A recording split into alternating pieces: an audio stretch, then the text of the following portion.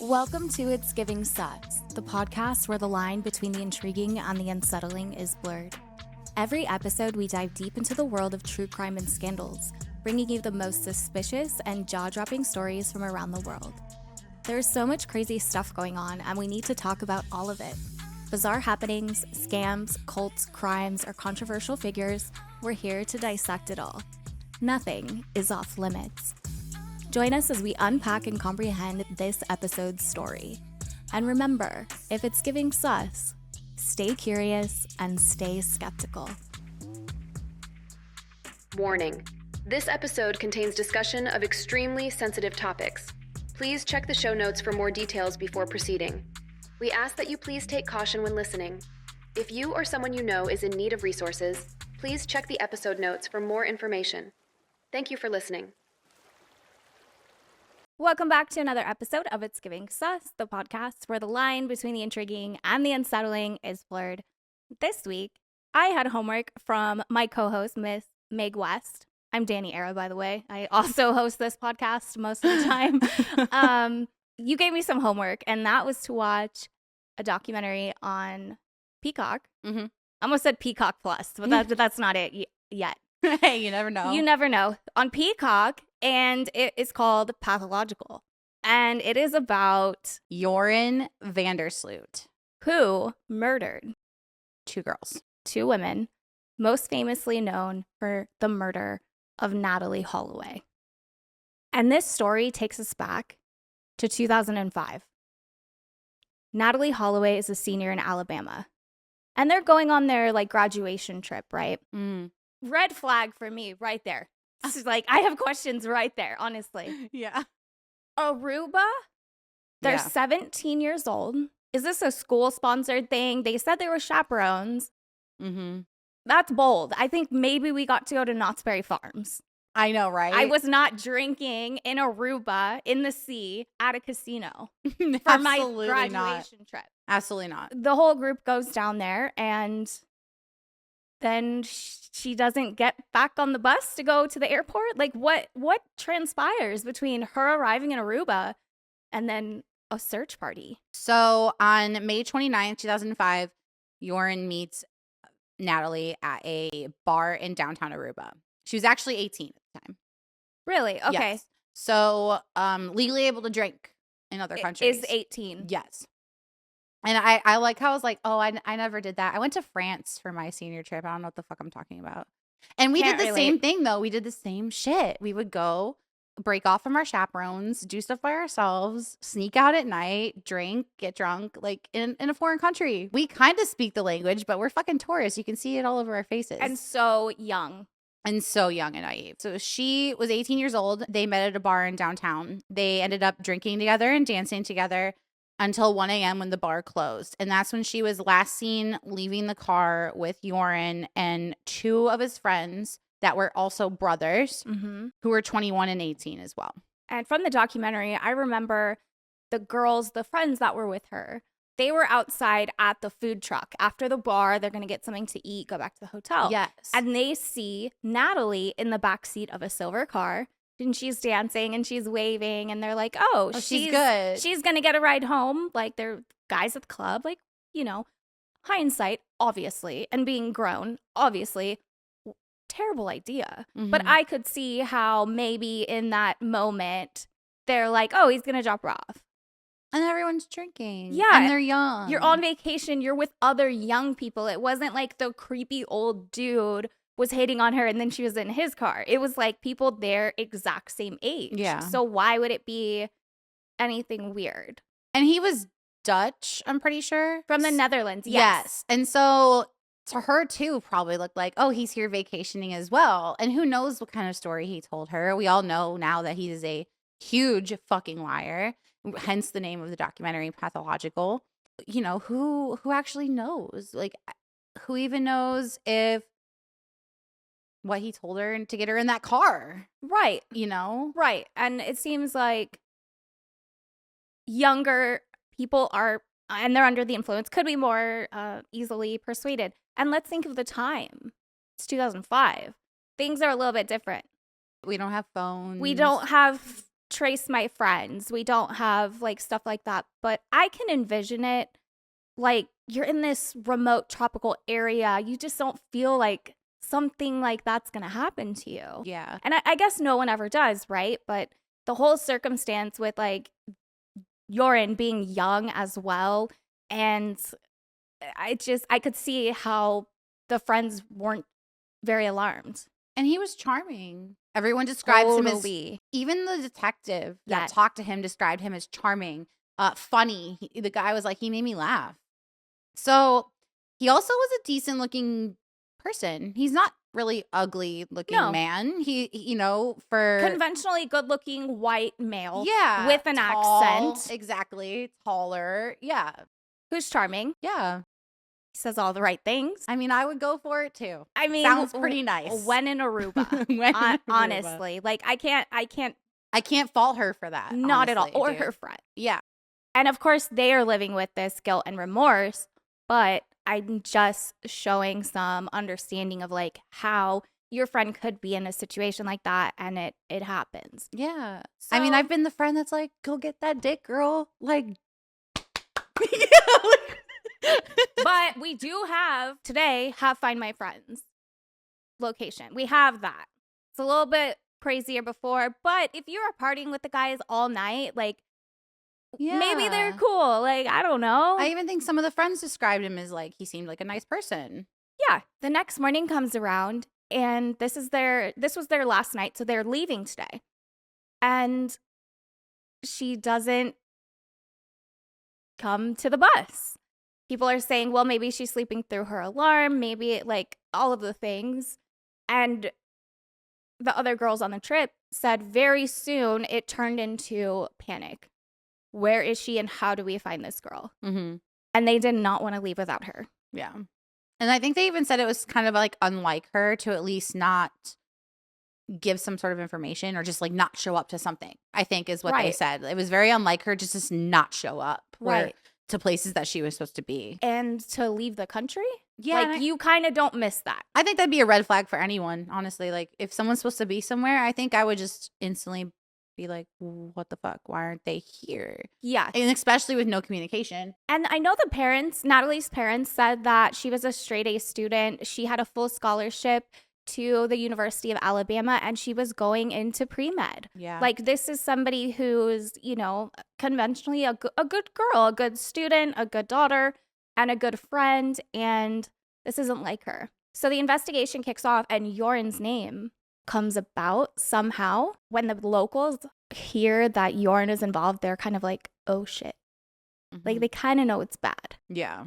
And he has had quite a reputation around this area for hurting animals.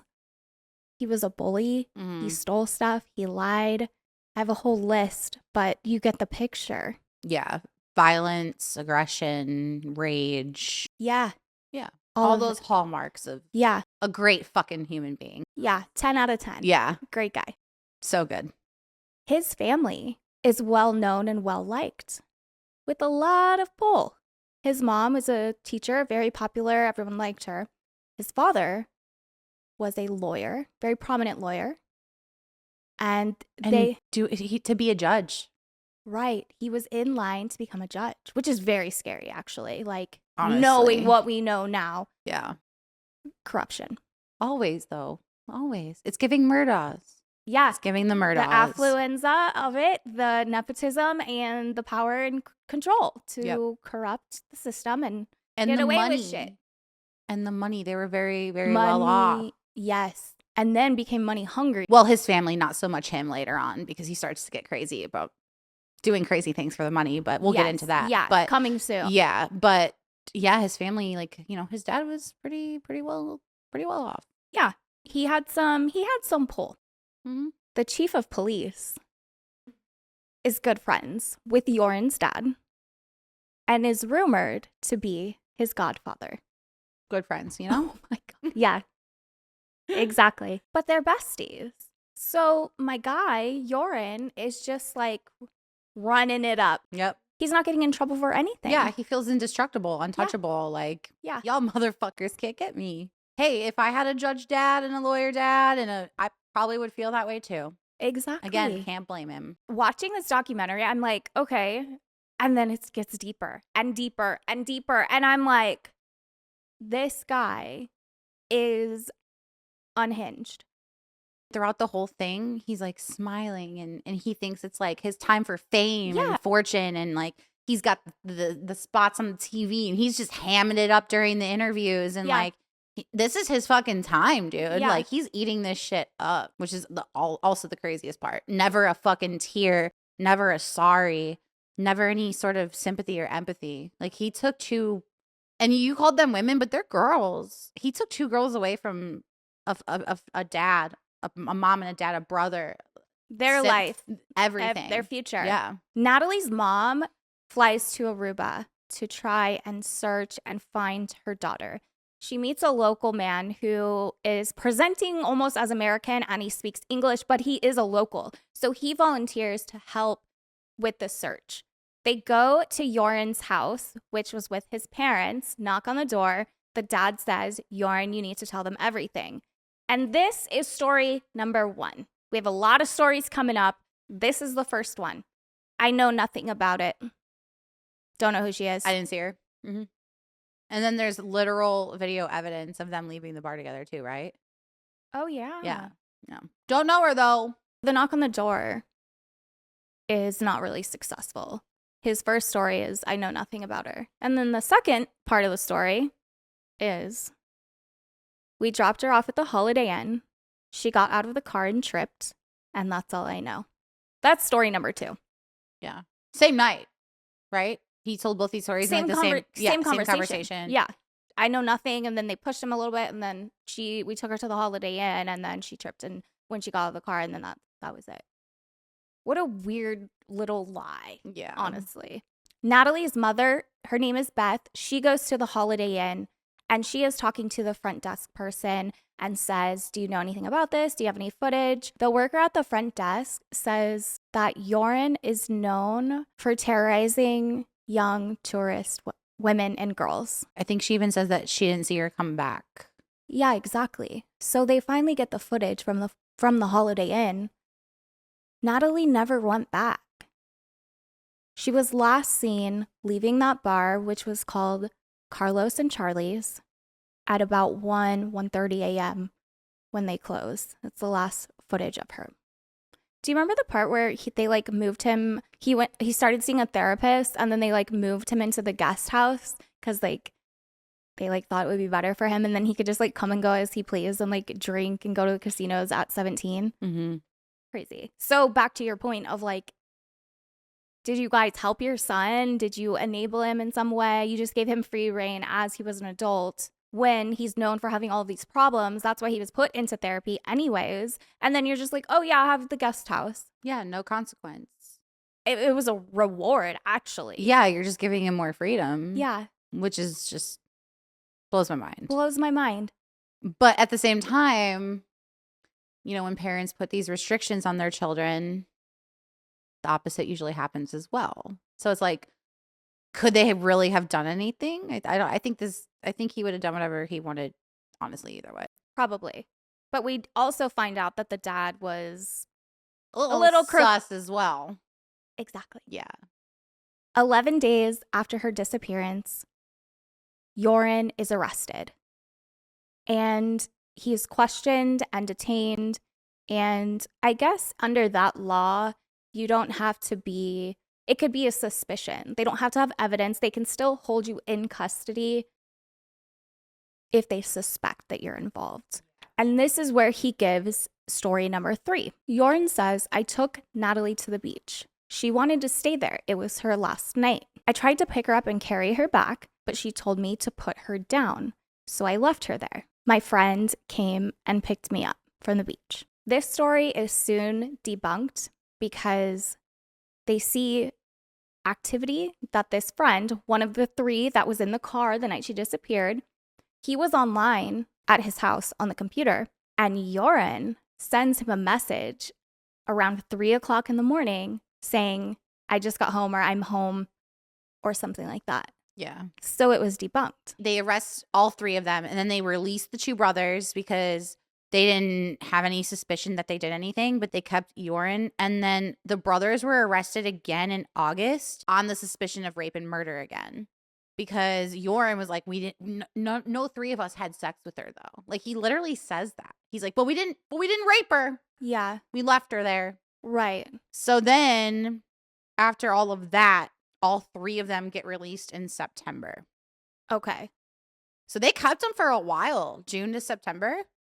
It's a few months. 3 months. I didn't think it was that long. Because like in the documentary, they're like, oh, they kept him. And then let him out. Yeah, they didn't really like go over how into long that was. Right. That's a long time. And Joran, after they debunk his latest story of the I left her at the beach and got picked up, he says that, well, maybe one of my friends went back and did something to her after I messaged and said I got home because it wasn't me. So maybe one of them went and did something to her at the beach. And this is the interview after he gets out, right? I'm not sure if it was in the interrogation while he was arrested or if it was with the media.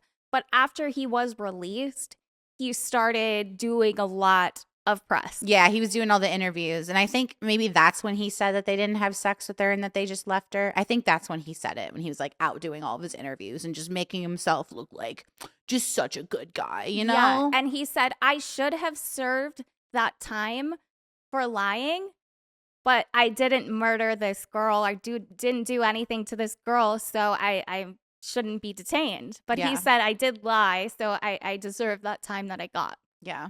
I mean, that was like the only truthful thing this person has like ever said in their life, honestly. Yeah, and then he's even like, oh, you know, I did regret leaving her there, though. Did you? I don't think he left her there, dude. Yeah, There's nothing, yeah. It's just a lie. He's just lying. Yeah. He goes back to the Netherlands, his home country.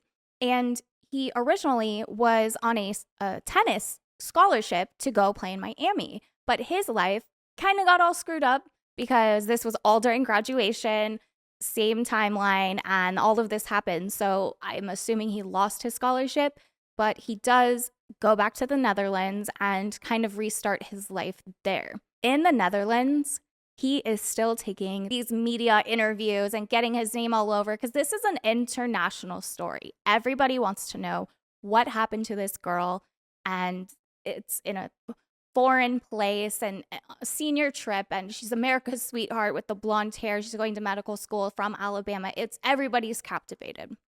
So he's just doing his little press tour around the Netherlands, and there's a journalist who wants to catch the confession on tape. He befriends Joran, and he has another associate who is pretty much the way more undercover one, who's like going to become besties with Joran, and he does. And they get Joran into a car that has camera and audio. Secret. He doesn't know. And the friend, the associate of the journalist, gets kind of a confession on tape of Joran. So this was 3 years later. In the Netherlands, this journalist goes and they want to get him on tape. So they befriend him. They send the guy undercover. And this is story number 4 that they catch on camera and audio. Natalee was shaking. She was pale. We're on the beach. She might have been dead. Pretty sure she was dead. So Joran, called a boat to come and pick her up. He says... He called a boat like an Uber, dog. Hello? He's got it like that, man. He's the king of Aruba. Hey, boat. Boat. Yo, boat. I need ya. Need ya. He says, I didn't lose a single night's sleep over this. Probably factual. Another truth. Obviously. Another truth. We're at 2 truths, 20 lies. He had zero remorse. Jesus Christ. He had Am I okay? He had zero remorse, zero concern, zero empathy. Like, just flex into his homie. Yeah. Case closed. Got the confession. We're good. A week later, after this confession was leaked, he's interviewed by Dutch and the Aruban police.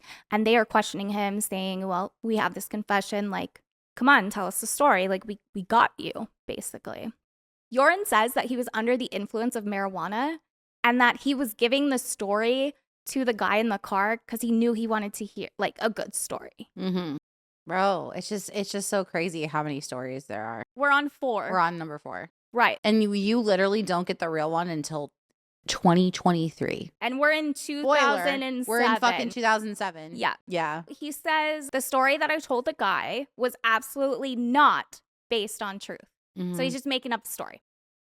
He's very cocky in this interview with the Dutch and the Aruba police. And he's like, show me the proof.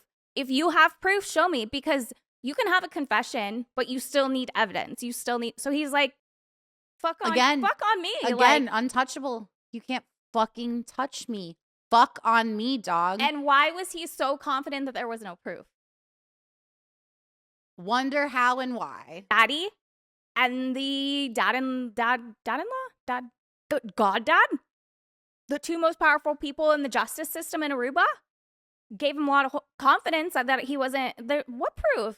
Yeah. Fuck off. You find out later, too, that his dad even says no body, no crime. No crime. Words to live by. Should have put it on his tombstone. Yeah. Fucker. This little banner in front of his yard. So he gets out of it, basically. Like, the confession happens, and he's like, that was not true. I was on weed, and prove it. I was on weed. And prove it. Yeah. 2008 rolls around. Another journalist gets an email from Joran in Thailand. Joran says in the email that he will tell the truth in the interview for $25,000. This journalist sends her associate out to go to Thailand to track this guy down to get the interview and agrees to pay the money. There's a slight problem, though. This is in 2008, you said? Okay. You can only take $5,000 cash into this country, and you can wire transfer $5,000 every day. So my guy is stuck there, like, stalling with Joran for a few days. And Joran's getting, like, visibly upset, like, visibly, like, agitated. But he's also kind of having a good time with the reporter. The reporter says that he was funny, that he was charming, that he was kind of all of the things. Yeah. He gives a statement eventually when he gets his money. He said he's very straight to the point. Like, yeah, whatever, got the money, good. Okay, let's run it. And this is story number 5. Joran alleges that he knows a guy from Venezuela who wants and pays money for American girls, especially blondes. Yep. So the night that he saw Natalee, he said, this is perfect for my guy in Venezuela. And does a little exchange for $10,000. This is story 5, okay? Our guys are in Thailand. The journalists are in Thailand. They're getting the story. And this is now devolved into Venezuelan sex trafficking. Yes. And this is when I think he even says that his dad paid off the police officers who had learned that she had been taken to Venezuela. So in now this interview, he says that? Yeah. And this is on also Fox News on the record. This is a Fox News interview, dude. It's a big deal. So he says that his dad paid off 2 officers to keep them quiet. And then that also he paid off the 2 friends. Okay. That were initially in the car. Okay, so that's his story for number 5. Yeah. The journalist is wrapping it up. They got the guy paid. We got it. He gets a text. Everything I said was a lie. Thanks for the money. Mm-hmm. They decide to run the interview anyways to showcase how deep and far this guy is taking it and how he is using the media and exploiting this crime to profit. He's just up $25,000. Mm-hmm. And that was he said it was a lie. He just put on a little act, got $25,000, still can't get charged. Just like running a business, dude. Like, what the fuck? Like, was this premeditated? I don't think so. But I think once he found out that he could get money from telling his story, he was all over that shit because he was a big gambling addict. Yep. And I think he kept running out of money. And then he would do these little schemes over and over and over to profit off of his crime. Yeah. Which is just another level of disgusting and a mind fuck to Natalie's parents. And it comes back to the compulsive lying. It comes back to the obsessive behavior. Pathological, baby. Yep. They nailed it with the name. Honestly. So a year later, 2009, Joran's father has a heart attack and passes away. This was a very crucial point in Joran's life. Boy, bye. Yeah, I mean, what about, like, that's not an excuse, so it's not like you went off the rails and, like, did the murder after your dad died. Like, no. But the dad was his rock. The dad was his guy who always believed him, always had his back, and now he was done. It was rumored that at the funeral, Joran, like, lays himself over the casket and is like, this is all my fault. This is all because of me. Like, implying that people are saying that the stress of, like, the crime and whatever gave his dad a heart attack. I mean, his dad was only 57 years old. Very young. He was not that old to be having a heart attack like that. Maybe don't help your kid hide bodies. Just saying. So he's moved back to Aruba by this point. Mm-hmm. Shortly after, he contacts Natalie's family. In March of 2010, Joran contacts Beth Holloway's legal representative with an offer that he wants to reveal the location of Natalie's body. And he wants $25,000 for it. No, he wants $500,000. Well, again, yeah, he wants $250,000. Yes. Paid in 25 at a time because that's all you could, like, legally do or whatever jargon, right? Yes. And Natalie's dad agrees and says, let's get a little strategic. Yeah. Contacts the FBI and says, this is the situation. What can we do? Because if he takes money from them, extortion and wire fraud, potentially. So they could get him locked up in the U.S. for something. So they agree with this plot behind the scenes. Yeah. They go down there, meets with the dad. The guy Joran has no remorse, no fucks given. He's like, do you have the money? And he drives them to a house. And he said, oh, there it is. Joran, This is story 6, by the way, guys. If we're counting, we're on story 6. yeah. He tells the legal representative that his father was the one that buried Natalie's body in just like a random foundation of a house. And they debunk this because the house wasn't even built when Natalee disappeared. Right. So, yeah. I'm not sure what house it is. It doesn't They say. didn't really go into it. But I think the takeaway was that, of course, he's blaming his father, who is now deceased, because you can't prove that. No. Psycho. I know. Crazy. So not only have you put this family through The worst thing possible. so much shit for how long, and now what, we're in 2010? So 5 years of a bunch of stories, the press, Yeah. the lies, story 6, right? And guess what Joran does with the 10 grand he received from Natalie's parents to lie in their face? Gamble.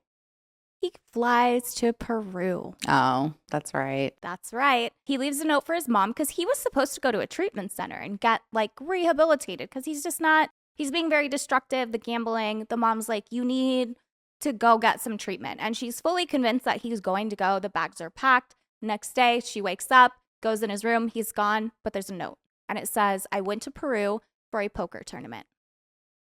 Yeah. He wasn't going to let that happen. He wasn't going. He didn't want to be fixed. He wasn't going to treatment. Absolutely not. Especially with the cash cow of the media and the extorting people for money Mm-hmm. is going on. My guy lands in Peru. And this, I had no clue that there were 2 murders involved in his story. Not a single clue. Oh my God, this is just so creepy. This is so creepy. So literally the 5 years to the fucking day of Natalie's disappearance, Stephany Flores is unalived by Joran in a hotel in Lima, Peru. Her body was found by a hotel employee on June 2nd. So she was in there for about 3 days. Her body was so badly beaten and there was just blood everywhere. Right. So they go to the hotel room together. Do we know how they met up beforehand, or was it at a bar? Was it like, what was the situation? They met because there was a surveillance video found from the Atlantic City casino. She was a gambler, actually herself, and her dad actually talks about it too. And it was just something fun that she liked to do. And I think her dad and her would do car stuff. And so I think he also taught her how to gamble. So she just liked to do it. She would go by herself. That night, she won some money. It was a few nights before, on May 25th. She was found winning some money. And then he won as well, right? And registered for a prize. And that's how they had his name. They say that in the very beginning of the documentary. Yeah. So they met gambling. Yeah. At the casino. Yeah. They go back to her hotel room. There's video footage of this. And they're going up to the room. It's described that they kind of look like they're just briefly, like casually going up there, like whatever. The next footage we have is Joran leaving the room, goes to a coffee shop, and comes back with 2 cups of coffee. Mm-hmm. We think this is him trying to make an alibi. Like, obviously she was alive. Why would I get myself 2 cups of coffee? Yeah. And then he leaves like 45 minutes later with just his bags. Packs up his stuff and walks out the door, takes her car and abandons it in a crime-ridden kind of area. Mm-hmm. The documentary says to throw the police kind of off track because... Takes her belongings, I'm pretty sure. Takes her money. He's caught for this. Trying to cross the borders. Well, he gets across one border. But do you remember the story of him doing that? Yeah, we didn't have the money. Yeah, and so he essentially gets a taxi. And he's like, I need to go to this place. I'll pay you this amount of money when we get there, but I need you to get me there first. And the guy was like, wow, that road. I think the one taxi driver's like, you don't take that road by yourself because it's dangerous. So you always have somebody either come with you, and you need to have like a good car for it as well. He gets his brother, who's also a taxi driver. And these 2 men drive this man, I think it was a 15-hour drive to where he wanted to go. Really? Yep. Wow. And was going to pay him like a few grand, I think he said, to do the job. And they said in the interview, the 2 brothers driving the taxi, that he seemed charming. He seemed like he had money. We didn't think anything of it. Yep. They said they had no reason just to not believe him. Why? And he seemed like he had money because of the way he was like dressing and carrying himself. And like he did seem like a put together young person, right? Right. So they get to the stop, which was the border. And Joran goes, well, I don't have any money. And the brothers are like, well, what are you going to do about this? Like, well, I'll give you this watch, and then I'll wire you money. Honey, no. Mm-hmm. I feel bad for those guys. Like, oh my God. I know. So he's on the run. His face is over the news and the media because they were able to trace him back to the casino where he won a prize, and he put down his name because we know damn well Joran's going to get his money if he won something. Mm-hmm. So they put all the pieces together, the hotel surveillance, they find the car, and he's on the run. He is caught going through a toll booth in a taxi, curled up on the floor in the back seat, trying to hide. Toll person calls it in, suspicious, and he is arrested. And he's charged with Stephany Flores' murder. And I'm perplexed at this. Because what he says is a full confession. Mm-hmm. Yes, I did it. This is when I did it, and this is how I did it. And I'm in my head thinking, and I even wrote down my notes, like, why are we having 5 years of lies and stories? But this one, he's just like, yeah, I did it. Yeah. Mm-hmm. His story number 7, case number 2. They went back to the hotel. They look at his laptop. They're playing like a poker thing on there. And messages come through. And Stephany sees a message and starts questioning him about the message. Joran says, well, people think that I am a murderer and I did this and I did that. And allegedly, Stephany hits him in the head. Like, well, she kind of figures out who he is. She's like putting everything together. Mm-hmm. She slaps him in the head. And again, this is Joran's story, so God only knows. He hit her back. She was bleeding from her nose. And then he proceeds to choke her. I mean, that sounds very mild to the condition that this woman was found. She was beaten to death She was bludgeoned. Complete stranger. For what? So he's eventually caught and he just admits to all of this. He's like, yeah, I did. Sentenced 28 years in a Peruvian jail. And he tries to play it off before he gets sentenced that the confession was coerced. And like the judge was like, nah, dude, go fuck yourself. Jail. Cops were crooked and he's playing because he's never the person. It's always someone else's fault. He's always the victim. He's never taking full accountability. And his daddy's not around anymore. Right. And you did this in a country where you don't have the pull that you had. Mm-hmm. He's sentenced to 28 years. I guess they don't do full life sentences. I thought, and so did the girls in the documentary, Peruvian prison must be just something else. Like, this guy wouldn't survive. It's going to be the roughest, the dirtiest, the nastiest, the most underfunded situation you've ever seen. Mm-hmm. Ha ha. Ha. My man's has a visit allowed. People can come and go. There's vendors, there's women, there's family. My man gets married. My man gets his wife impregnated. And has a side bae. While he's in prison, he gets in trouble again for drug trafficking because this man just needs the money, man. He's just about the hustle. He's all about the fucking hustle, all about what he can do to get a next big buck. Yep. While this man's sitting in prison. So Eva, his side bae, he has a wife. They have a kid. During their visits, they're together. The mom, Joran's mom, is sending the wife like pictures of him. Like, there's a whole little family. It's fine. She loves him. He's the best. Side bae, Eva, or Ava, I think it's Eva. The side bae, Eva, is asked to go pick up a bag of groceries and supplies because they could do that. They could bring in stuff during their visits. She says, no problem. It's groceries, it's fruits, it's vegetables, it's rice, it's the things. She gets to the prison. They search the bags, cut everything open just to make sure there's no contraband going in. And I have to pull up my notes because these are very large. It was so much. And she said the beets. Like, there was beets and they cut open the beets and found all of this. How big are these beets? How many beets are there? There was so much. No. Because this is a lot of contraband. It was just I think just the cocaine alone. They cut it open. The beets, allegedly, or the groceries, however it was snuck in. 297 grams of cocaine. Do you see the video of her carrying in the groceries too? There's like 6 bags, dog. She only has the amount of bags where she can carry them in by herself in both hands. How the fuck did this much drugs get in that shit? I'm impressed. Did they vacuum seal that shit with the at-home vacuum seals you can buy on QVC? Like, what were they doing with that shit? How did they get all that in there? That's just the cocaine. Keep going. There's also marijuana. Yep. Which is not as easy to conceal because of the smell and the texture and the density of it. Like, you can vacuum seal some coke, some weed. Yeah, you can roll. You could, but it's going to get crunched down. Like, not ideal, right? 140 grams of weed. Okay, that's like a couple pounds. That's not too bad, but just all of it together in that much grocery bags.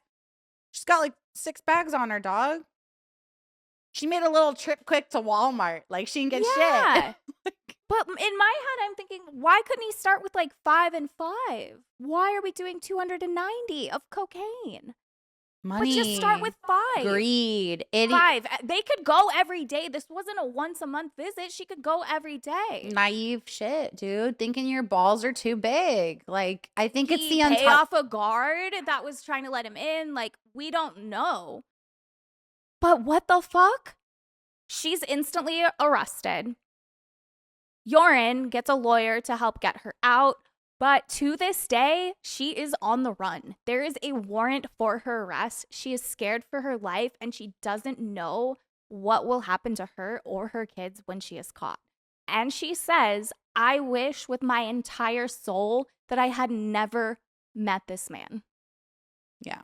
And he gives just 0 fucks. So wifey's getting divorced though. She's like, after learning like who he really is, and she even's like, I would have never thought he was this person with the way he acted toward me. He's like, I want to hear about your dreams, and I want to He know. made me feel like a better person, Yes. my self-esteem, just the whole scam, Yeah.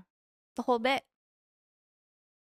Insane. 10 years after doing his Peru charades, he is finally extradited back to the United States to face the extortion and the wire fraud charges against the Holloway family. He is scheduled to take a plea agreement for these charges in exchange for a full confession of her murder. Do we think he told the truth?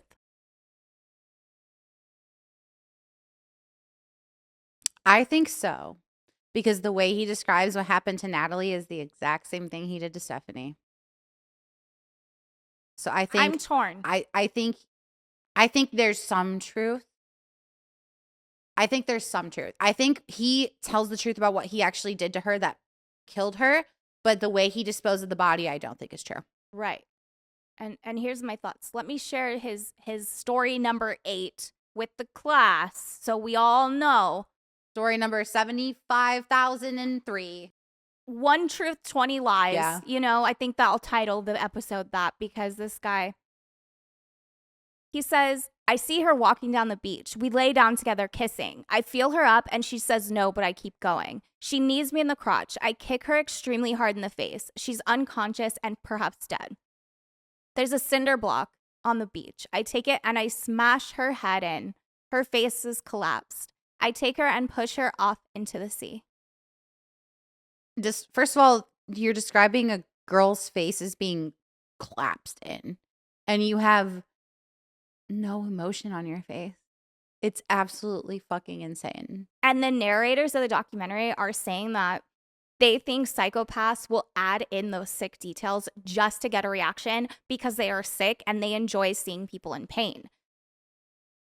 Here's my thought process on story number 8. You push a body out to sea, aren't you going to be wet? Also, there's a tide.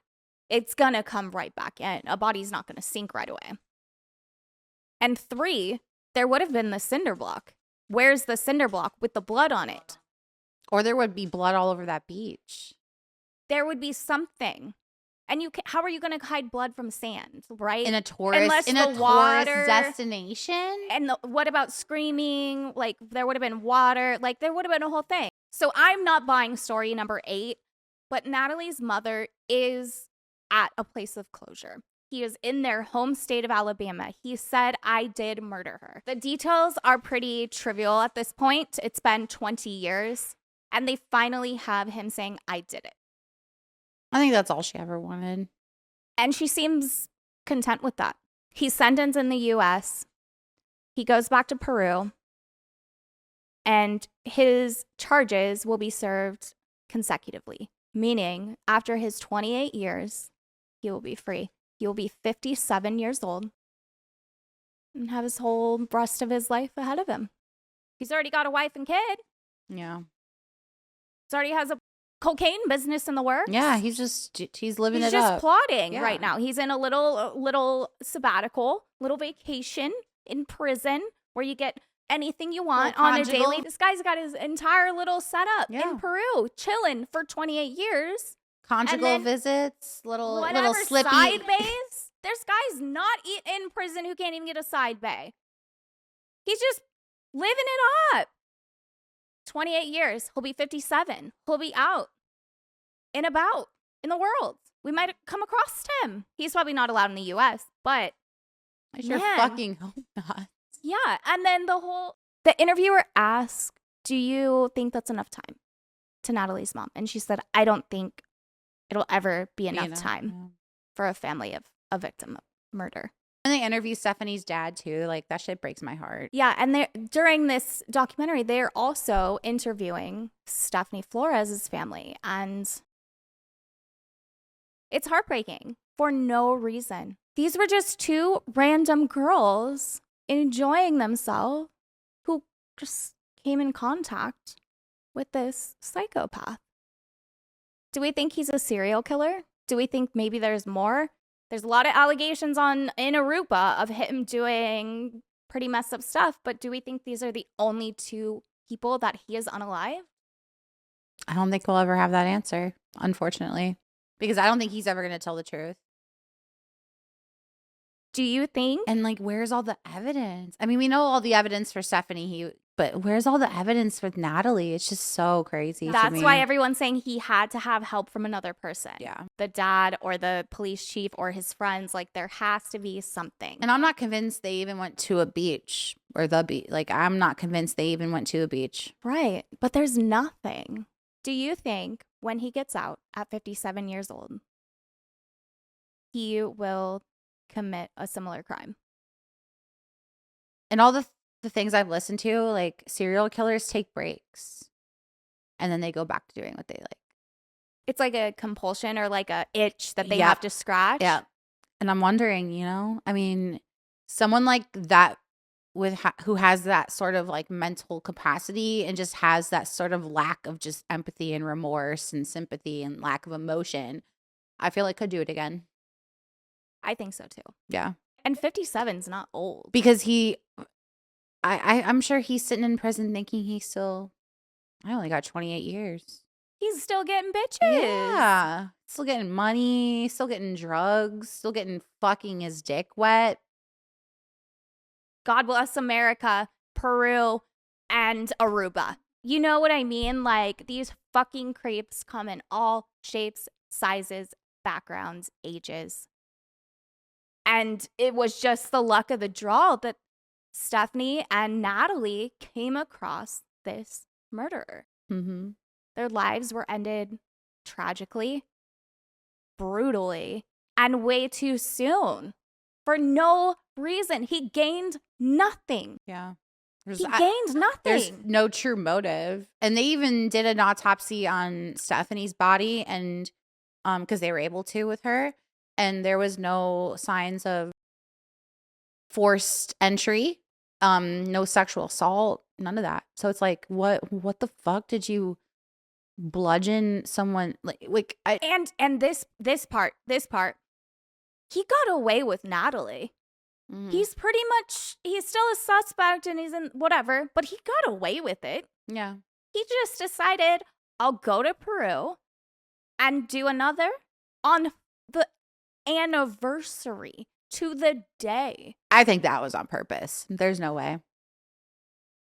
So whatever it is, just that day, lock him up. Mm-hmm. He's not going out. Mm-hmm. That should be after your 28 years. You got to go back on that day if that's some sick shit you're on. Fucking weird. I know. Disgusting. Mind-blowing. Yeah. Absolutely pathological. Mm-hmm. He's addicted to the gambling. He's addicted to the rush of killing. He's addicted to the power over these people and just kind of being the shit or something. And like he probably gets off with his charming ass interviews and like I said, he's got big balls, man. I think he just really thinks that he's just untouchable. Yeah. And his life gave him that. His choices. And yeah. To utilize that. Mm-hmm. And then the crime and then all the sick shit after. The people for money. The people that he harmed. Doesn't make sense to me and never will. No. I hate him. Could never. I hate him. Mm-hmm. I hate everything about him. Everything he stands for. Yeah. And he has a kid. What about when the kid grows up? What happens? Oh, this is your dad. He's in prison for murder. Not safe around women, but here you go. Wonder if it's a girl. Here's your daddy. Is it a girl? Is it a boy? I think it is. I think it's a girl. I think it is. Because I think the woman even says, like, should I be scared for my daughter's life? You should have been scared for your own. Like, what the fuck are you doing? Like, make it make sense. Google. A little research. Just a little googs. Ugh. She's like, I had no idea. Now that I know. Get the fuck out of here. You had some idea. The man's in prison. You had some idea that he was a piece of shit. And least. Do they not watch the news? Because do we recall he was blasted all over the news? Everyone was searching for him. He was a wanted man. He was Caucasian. Know, baby girl. He was Caucasian. Like, he sticks out like a sore thumb. Baby girl, you knew. Get the fuck out of here. This is just to make yourself feel better now. Again, oh yeah, I can't even. We're not even going to get into this.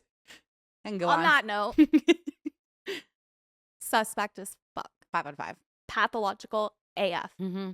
Psycho, sociopath, pathological. All 3 of them, dude. Allegedly. From our judgment. We're Yeah. not doctors. We're not psychologists. But we have read the DSM-5 once or twice. Mm-hmm. From our observations. Yeah. And for our own personal experiences. Yeah. He hits a lot of the boxes. He really does. But we're not doctors. No. But if we were. Yeah. He's getting a lobotomy. The first one in like 80 years. He's getting it. For you, dog. All for you. On that note, it's been great. Thank you so much for joining us on another episode of It's Giving Sus. Please like and subscribe if you have not done so yet. If you are listening on Spotify, come on over to YouTube, hit the subscribe button. It's free, and we would appreciate your support. We'll be back next Monday with another episode, and until then, until next time, until tomorrow, until next Monday. I don't know what I'm saying anymore. Okay. Until next time, stay curious and stay skeptical. Thanks for watching. Bye.